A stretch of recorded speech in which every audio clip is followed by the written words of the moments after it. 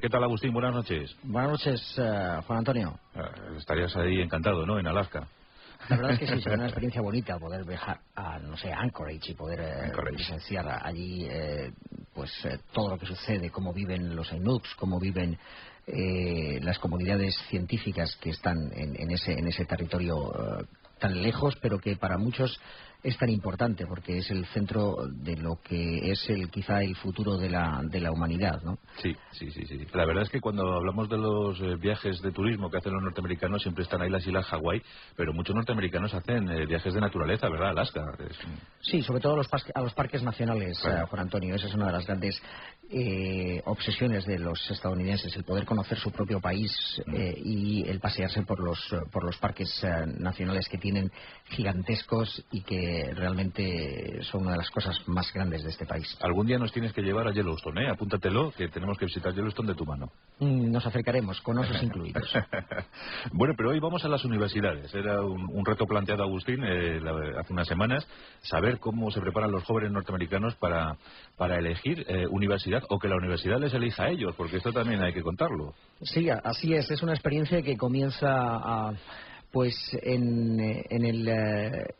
casi en high school, porque recordemos que aquí la high school en Estados Unidos comprende 4 cursos, el 9º, el 10º, el 11º y luego el 12º, y ahí es donde los muchachos, los estudiantes se la juegan, y por qué no también, los padres también se la juegan, porque esta es una decisión que compete no solamente a los estudiantes, Juan Antonio, sino también a los padres, para poder pagarse los costos universitarios que en este país son muy elevados y que corren a cargo, claro está, o bien de los padres, o bien de las universidades y las ayudas financieras, o también a través de algo que se ha hecho muy común en los últimos años en Estados Unidos entre los estudiantes, y no es otra cosa nada más que endeudarse para poder estudiar y luego pagar con los primeros sueldos que se obtengan después de conseguir la graduación. Pero si te parece, lo que podemos hacer en este programa de hoy es saber cómo se entra en una universidad, y en posteriores podemos hablar de lo que es estar en la universidad y después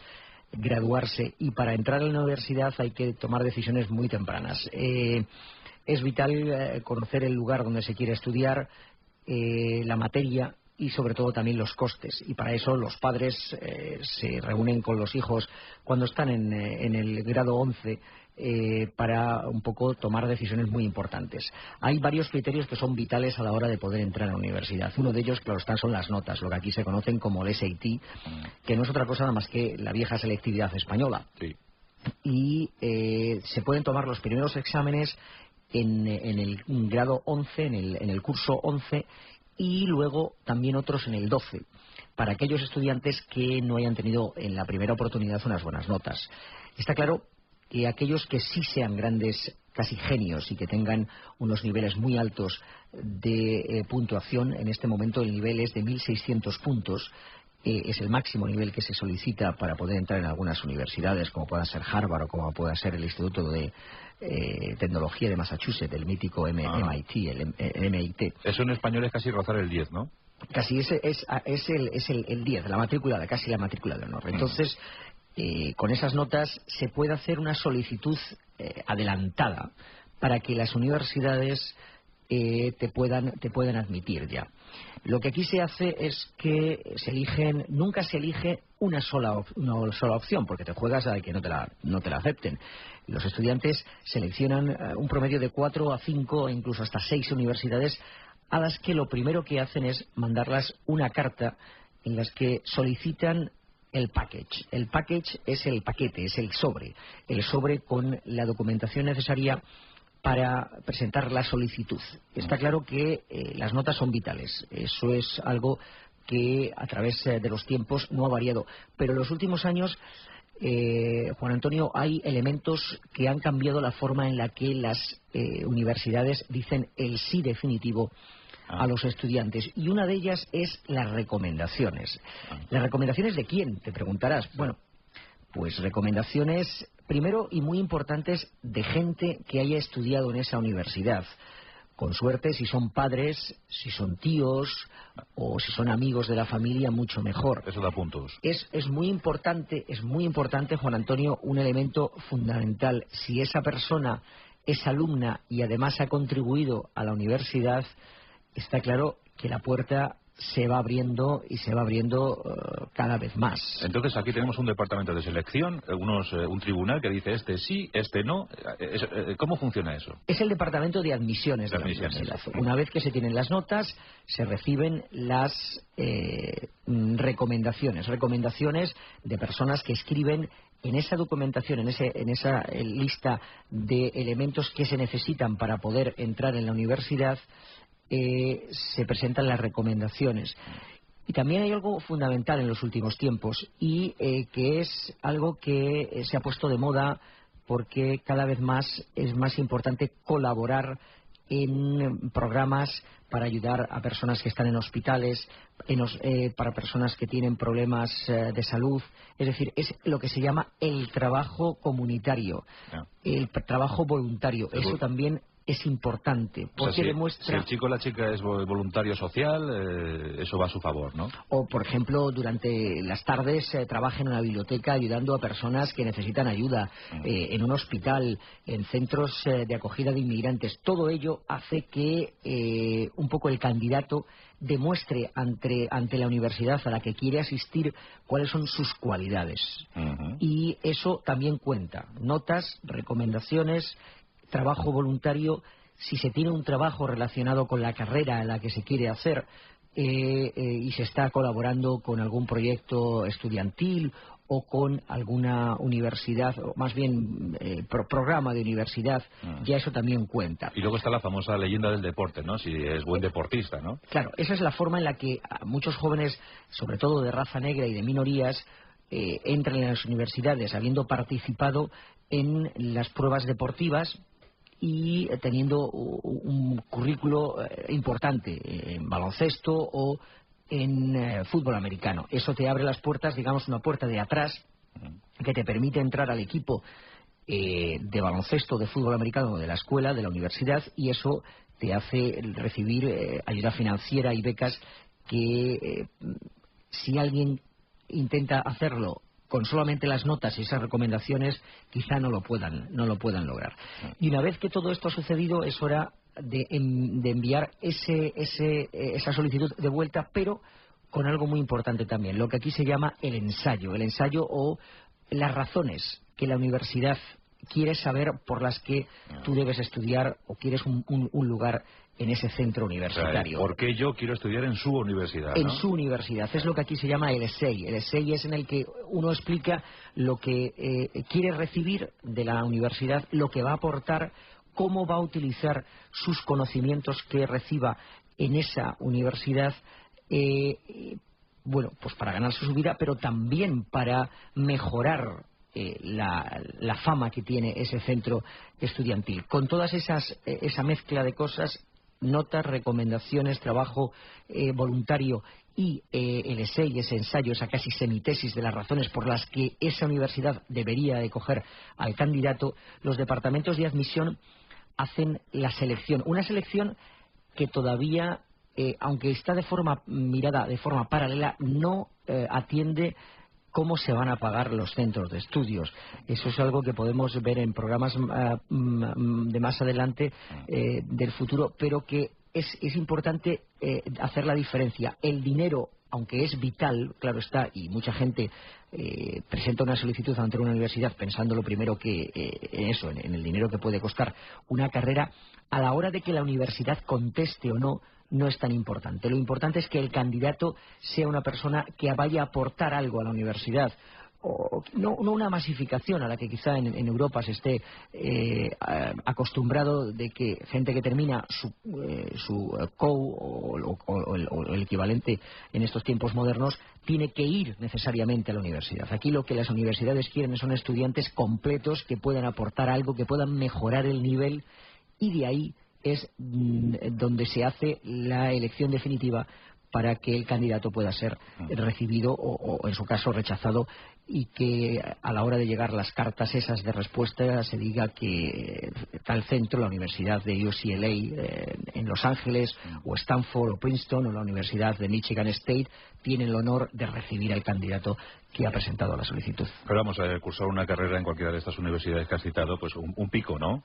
Un pico muy largo. La media de coste en Harvard, por ejemplo, estamos hablando de las más importantes. Sí, sí, Harvard son $35.000 al año, Claro. más lo que pueda ser el vivir en el centro, el colegio mayor, sí. o en el pueblo, o incluso hasta trabajar en la zona. Es decir, es muy importante.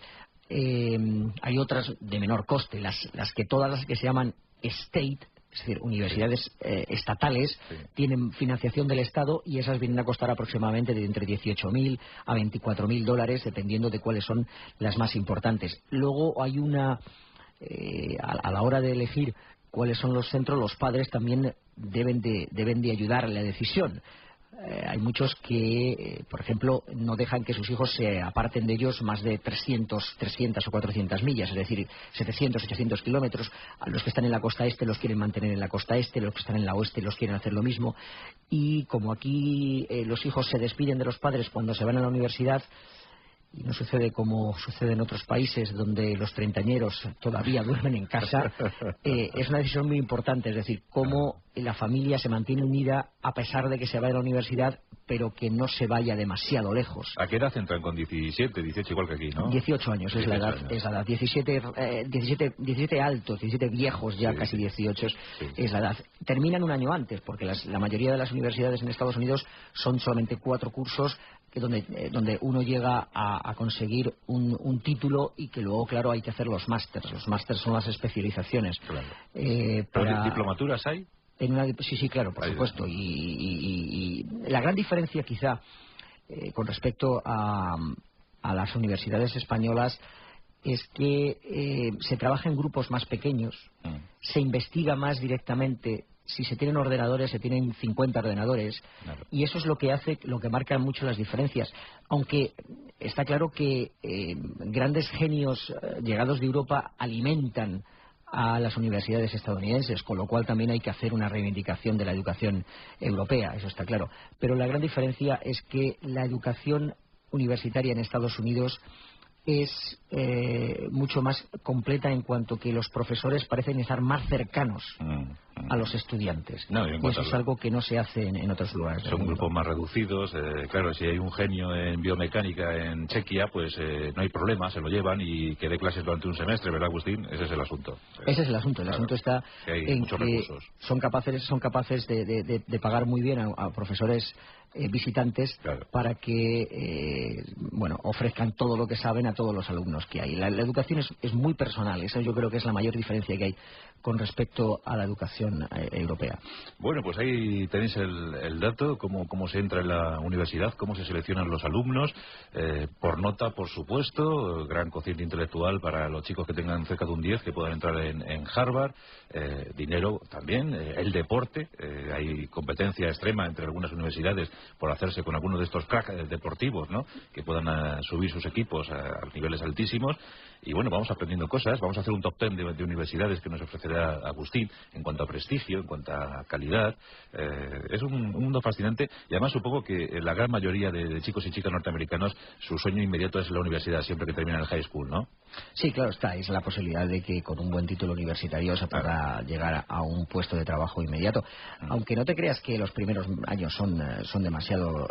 los universitarios norteamericanos comienzan a ganar grandes sueldos, y lo que hacen muchos de ellos es que ese sueldo tienen que pagar los costes que han tenido de la universidad, con lo cual los primeros años son difíciles, pero con un buen título de una universidad de prestigio está claro que las puertas se abren mucho. Y esto que vemos en las películas, Agustín, que van a Harvard o van a Yale o van a Princeton, y enseguida están todos los brokers y todos estos intentando rifarse a los alumnos más destacados, ¿esto es cierto o es una leyenda urbana? No, eso existe. Se lo llevan en primer curso ya, segundo. Los van orientando, porque durante las visitas que hacen los cazatalentos a las universidades ya se sabe muy bien cuáles son los que van despuntando mejor, los que aportan su carácter, sus conocimientos, sus descubrimientos a las clases, al centro estudiantil, a los cursos. Están claro que son personas que están marcadas que no solamente los centros financieros de Wall Street, sino las grandes empresas como pueden ser Microsoft o Dell o Apple, Sí. y también incluso la CIA. La CIA se pasa con sus tarjetas de señores que aparecen allí, que quieren fichar a personas que van a aportar algo al servicio secreto estadounidense. Es decir, la caza de los verdaderos talentos que hay en la universidad comienza muy temprano, porque es importante que aquellas personas que tienen algo que aportar, ya sea a la universidad primero, pero luego sobre todo a la industria privada, pues van a ser los que van a ser mejor pagados, está claro. Bueno, pues ahí tenemos un curso en Harvard, puede costar unos $35.000. Eso viene a ser más o menos unos 6 millones, ¿no?, de las antiguas pesetas. Bueno, más o menos. Hacer allí 4 cursitos, pues imagínense ustedes esto lo que supone para los papás, a no ser que el nene o la nena trabaje, ¿no?, y se pueda... Y cada vez más, Juan Antonio, las becas son menores, porque por aquello pues la crisis económica que se extiende, hay menos becas, aunque la mayoría de estas universidades tienen grandes fondos para poder dar becas a los estudiantes, por ejemplo, extranjeros o mismo norteamericanos que no tienen cómo poder pagar el dinero, porque su interés es que lo mejor de todo el mundo acuda a sus centros, porque a su vez, si van los mejores, el nivel va a elevarse y Harvard va a beneficiarse de sus mentes. Y es verdad esto que se cuenta de grandes donaciones a cargo de antiguos alumnos. Clarísimamente, es una de las formas de poder ahorrarse impuestos. Claro. Los grandes millonarios lo que hacen es que dan dinero a sus universidades, porque mientras que se lo dan a sus universidades, se lo quitan al tío Sam. Exacto, y le ponen la placa encima. Es una de las formas, placas o edificios completos. Edificios completos, Edificios completos. Yo conozco personas que han cedido $15 millones, por ejemplo, a una universidad con el objetivo de construir un edificio, una planta, una zona. Y la zona tiene su nombre. Y es igual que en un museo, este pabellón o aquel pabellón, pues en una universidad es la zona o el nombre que tenga de determinado millonario. Y además en las universidades norteamericanas es muy común ir pasando de departamento en departamento, y el departamento tiene la placa del señor que ha pagado por el departamento. Suelen ser antiguos alumnos que en vez de dárselo al tío Sam, pues se lo dan a su centro de estudio. Hay una conexión muy íntima entre la universidad y los estudiantes. Se celebran reuniones cada 5, 10, 15, 20 años. Los estudiantes vuelven, están unidos por una cadena de conexiones que desde la universidad se fomenta que se sigan manteniendo. Sí, igualito que en España. Están aquí escuchando Macarena y Martín y asienten, que tienen las mismas conexiones con la universidad. Muchas gracias, Agustín Alcalá. Un abrazo tremendo. Hasta la semana que viene. Saludos, hasta la semana que viene. High School, porque recordemos que aquí la High School en Estados Unidos comprende 4 cursos: el 9º, el 10º, el 11º y luego el 12º, y ahí es donde los muchachos, los estudiantes se la juegan, y por qué no también los padres también se la juegan, porque esta es una decisión que compete no solamente a los estudiantes, Juan Antonio, sino que es una de las grandes obsesiones de los estadounidenses, el poder conocer su propio país y el pasearse por los parques nacionales que tienen, gigantescos, y que realmente son una de las cosas más grandes de este país. Algún día nos tienes que llevar a Yellowstone, apúntatelo, que tenemos que visitar Yellowstone de tu mano. Nos acercaremos, con osos incluidos. Tan lejos, pero que para muchos es tan importante, porque es el centro de lo que es quizá el futuro de la humanidad, ¿no? Sí.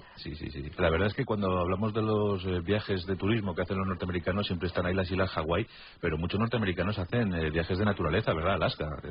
Sí, sobre todo a los parques nacionales, claro. Juan Antonio. Bueno, pero hoy vamos a las universidades. Era un reto planteado, Agustín, hace unas semanas, saber cómo se preparan los jóvenes norteamericanos para elegir universidad, o que la universidad les elija a ellos, porque esto también hay que contarlo. Sí, así es. Es una experiencia que comienza casi en ¿Qué tal, Agustín? Buenas noches. Buenas noches, Juan Antonio. Estarías ahí encantado, ¿no?, en Alaska. La verdad es que sí, es una experiencia bonita poder viajar a, Anchorage, y poder presenciar allí todo lo que sucede, cómo viven los Inuks, cómo viven las comunidades científicas que están en ese territorio